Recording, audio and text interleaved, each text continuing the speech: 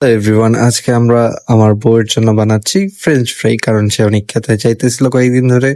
তো কালকে রাত্রে আমি আলু স্লাইস করে সেটাকে একটু ফ্রাই করে ডিপ ফ্রিজে রেখে দিয়েছিলাম। এটা সেই ফ্রোজেন ফ্রাইজ।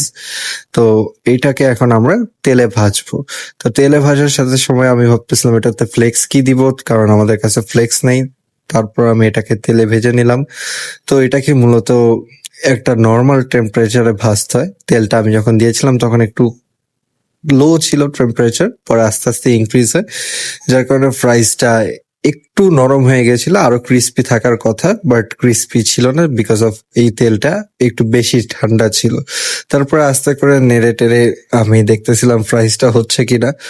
তো একটা পর্যায়ে দেখলাম ফ্রাইস গুলো হয়ে গেছে, এন্ড ফ্লেক্স হিসাবে এখানে আমি একটু গুঁড়ামরিচ, একটু ধনিয়া আর একটু ম্যাগি মশলা দিয়ে সার্ভ করলাম। দেন আমার ওয়াইফ সেটা খেলো, এন্ড খেয়ে বললো জাস্ট ওয়াও। এখন আপনারাও চাইলে আপনার প্রিয় মানুষকে দিতে পারেন।